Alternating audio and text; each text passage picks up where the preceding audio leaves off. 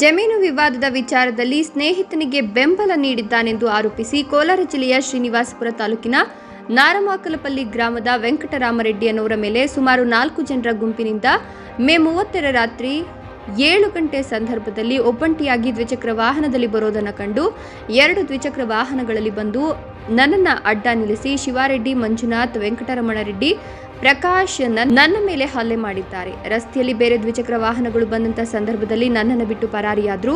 ನನ್ನ ಮೇಲೆ ಮನಸೋ ಇಚ್ಛೆ ಹಲ್ಲೆ ಮಾಡಿದ್ದು, 2 ಕೈಗಳು ಹಾಗೂ 1 ಕಾಲಿಗೆ ಬಲವಾದ ಗಾಯಗಳಾಗಿದ್ದು ಕೋಲಾರ RL ಜಾಲಪ್ಪ ಆಸ್ಪತ್ರೆಯಲ್ಲಿ ಚಿಕಿತ್ಸೆ ಪಡೆಯುತ್ತಿದ್ದೇನೆ.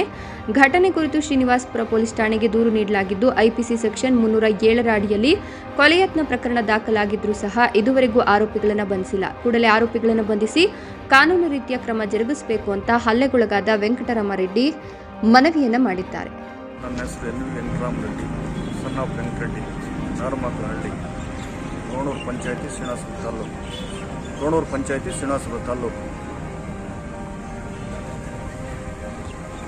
ಅಲ್ಲೇ ಹೆಂಗಾಯ್ತಣ್ಣ ಅವ್ರು ನಿಮ್ಮದು? ಸರ್, ನಾನು ನಮ್ಮ ಊರಿಂದ ಸಕಡಪಲ್ಲಿಗೆ ನಾನು ಅವ್ರಿಗೆ ಕೂಲಿ ಕಾಸು ಕೊಡೋಕ್ಕೆ ಸರ್, ನಾನು ನಮ್ಮ ನಾರಮಾಕಲಹಳ್ಳಿಯಿಂದ ಸಕಡಹಳ್ಳಿಗೆ ನಮಗೆ 1.5 ಕಿಲೋಮೀಟರ್ ಆಗುತ್ತೆ. ನಾನು ಅಲ್ಲಿಂದ ಕೂಲಿಯವರು ಕಲ್ಲು ಕಟ್ಟಿದ್ರು ಒಂದು ಕಾಲುವೆ ಕೆಲಸಕ್ಕೆ. ಅವ್ರಿಗೆ ಹಣ ಕೊಡೋಣ ಅಂತ 15,000 ಹಣ ತಗೊಂಡು ಹೋಗ್ತಾ ಇದ್ದೆ. 7 ಗಂಟೆ ಸಮಯದಲ್ಲಿ, 7 ಗಂಟೆ ರಾತ್ರಿ ಸಮಯದಲ್ಲಿ ಆರೋಪಿ ಇವರು 4 ಜನ ಬಂದು ನನ್ನನ್ನು 2 ಟೂ ವೀಲರ್ನಲ್ಲಿ ಅಡ್ಡ ಹಾಕಿದ್ರು. ಅಡ್ಡ ಹಾಕಿದಾಗ ನಾನು ಕ್ವಶನ್ ಕೇಳಿದೆ, ಯಾಕಪ್ಪ ಅಡ್ಡ ಹಾಕ್ತೀರ ಅಂತ ಹೇಳಿದ್ರೆ, ರಮೇಶ್ಗೆ ನೀನು ಸಪೋರ್ಟ್ ಮಾಡ್ತಾ ಇದ್ದೆ ನಮ್ಮ ವಿಷಯದಲ್ಲಿ ನೀನು ಬರಬಾರ್ದು ಅಂತ ಮಾರಣಾಂತಿಕ ಅಲ್ಲೇ ನಡೆಸಿದ್ರು. ನನ್ನ 2 ಕೈಗಳು ಫ್ರ್ಯಾಕ್ಚರ್ ಆಗಿದೆ, ಮತ್ತು 1 ಕಾಲು ಫ್ರ್ಯಾಕ್ಚರ್ ಆಗಿದೆ. ಮತ್ತು ಆರೋಪಿಗಳು ಅಷ್ಟರಲ್ಲೇ ಆ ಕಡೆ ಈ ಕಡೆ 2 ಕಡೆ ಗಾಡಿಗಳು ಬರೋಷ್ಟರಲ್ಲಿ ಬಿಟ್ಟು ಹೊಟ್ಟೋದ್ರು. ರಮೇಶ್ ಯಾರಣ್ಣ? ಏನಾಗಬೇಕು ನಿಮಗೆ?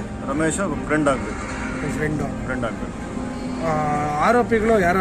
4 ಜನ ಹೇಳಿದ್ರು. 4 ಜನ ಶಿವಾರೆಡ್ಡಿ ಒಲ್ಗಡ್ನಲ್ಲಿ, ನಾರಮಾಕಲಹಳ್ಳಿ ವೆಂಕಟರಮಣರೆಡ್ಡಿ, ಮಂಜುನಾಥ, ದಿಂಬಾಲು ಪ್ರಕಾಶ್. ಏನಣ್ಣ ಕಾರಣ? ಹಲ್ಲೆ ಮಾಡೋಕ್ಕೆ ಕಾರಣ ರಮೇಶ್ ಜೊತೆಯಲ್ಲಿ ನಾನು ಓಡಾಡ್ತೀನಿ. ರಮೇಶ್ಗೂ ವೆಂಕಟಪ್ಪಗೂ ಕೋರ್ಟಲ್ಲಿ ಜಮೀನು ವಿವಾದ ಇತ್ತು.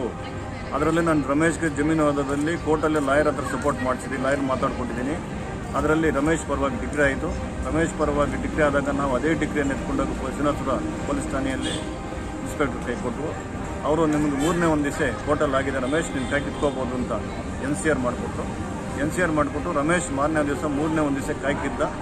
ಅದರ ಉದ್ದೇಶದಿಂದ ನಾನು ಅದೇ ರಮೇಶ್ಗೆ ನೀನೆಲ್ಲ ರೆಕಮೆಂಡ್ ಮಾಡಿ ರಮೇಶ್ಗೆ ಮಾವನ ಪೋಸ್ಟ್ ನೀನು ಕಿತ್ಕೊಳ್ಳೋಕೆ ಅನುಕೂಲ ಮಾಡಿಕೊಟ್ಟಿದೀಯಾ ಅಂತ ನನ್ನ ಮೇಲೆ ಹಲ್ಲೆ ಮಾಡಿದ್ದಾರೆ.